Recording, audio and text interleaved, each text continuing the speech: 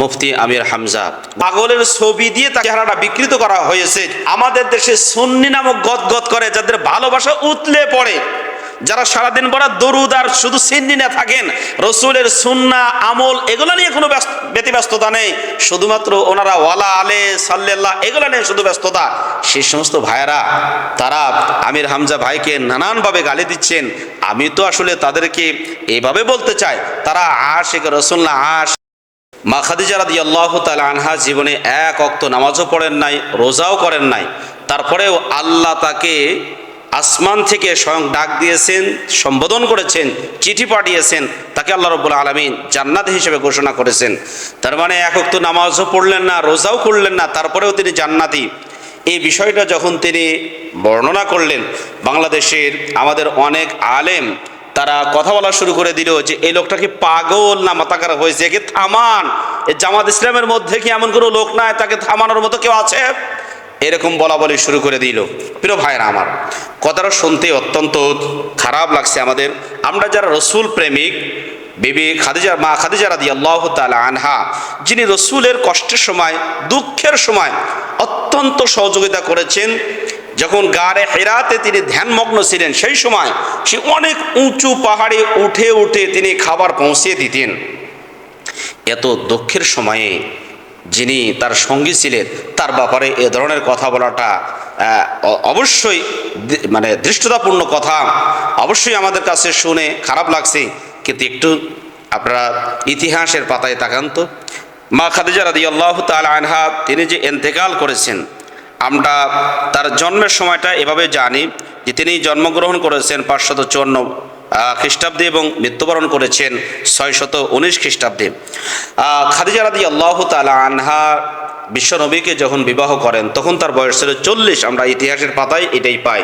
নবী সাল্লাল্লাহু আলাইহি সাল্লামের বয়স ছিল 25। যখন তিনি ইন্তেকাল করেন তখন বিভিন্ন ইতিহাসে এসেছে 60 থেকে 65 বছর বয়স হয়েছিল।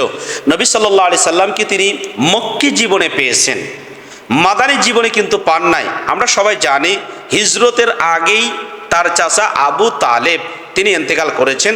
তার কিছুদিন পরেই বিবি খাদিজা রাদিয়াল্লাহু তাআলা আনহাও ইন্তেকাল করেছেন। হিজরতের দ্বিতীয় হিজরিতে নামাজ ফরজ হয়েছে, এরপর রোজা ফরজ হয়েছে। নামাজ, রোজা, পর্দার আয়াত সব কিছু ফরজ হওয়ার পূর্বেই কিন্তু তারা দুনিয়া থেকে ইন্তেকাল করেছেন। সুতরাং যেই জিনিসটা ফরজই হয় নাই সেটা কেমনে তারা পালন করবে? তারা তো মুকাল্লাফ বি শরিয়া হনই নাই, তাহলে এগুলা পালন করবেন কেমনে? মুফতি আমির হামজা ভাই তো এ কথাই বলতে চেয়েছেন যে ওনাদের উপরে শরীয়তের এই বিষয়গুলো ফরজ হয় নাই, সুতরাং তেনারা এটা পালন করবেন কেমনে? তার মানে নামাজও ফরজ হয় নাই, এরপর রোজাও ফরজ হয় নাই, এরপর পর্দাও ফরজ হয় নাই। এগুলো ফরজ হওয়ার আগেই কিন্তু তারা দুনিয়া থেকে বিদায় নিয়েছেন। সুতরাং এই কথাটাই তিনি বোঝাইতে চেয়েছেন।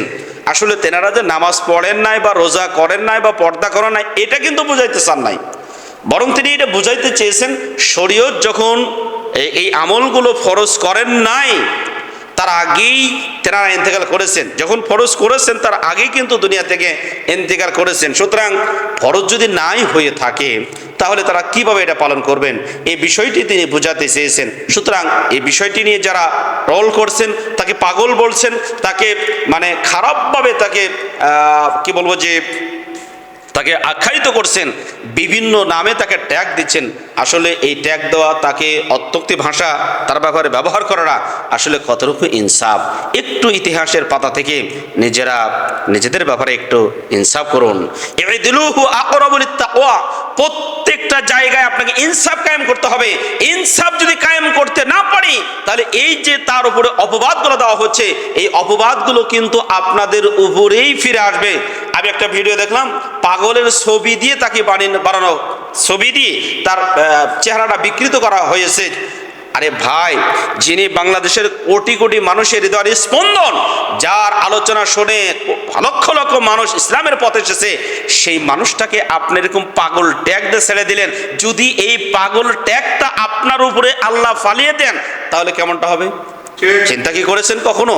সুতরাং আমি বিনত অনুরোধ করব, মুফতি আমির হামজা ভাই যে কথাটি বলেছেন তিনি আসলে এই বিষয়টাই বুঝাইতে চেয়েছেন।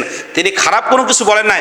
আমাদের দেশে সুন্নি নামক গদগদ করে, যাদের ভালোবাসা উতলে পড়ে, যারা সারাদিন ভরা দরুদ আর শুধু সিন্নি না থাকেন, রসুলের সুন্না আমল এগুলো নিয়ে কোনো ব্যতিব্যস্ততা নেই, শুধুমাত্র ওনারা ওয়ালা আলে সাল্লাল্লাহ এগুলো নিয়ে শুধু ব্যস্ততা, সেই সমস্ত ভাইয়েরা তারা আমির হামজা ভাইকে নানানভাবে গালি দিচ্ছেন। আমি তো আসলে তাদেরকে এভাবে বলতে চাই, তারা আশিক রাসূল না,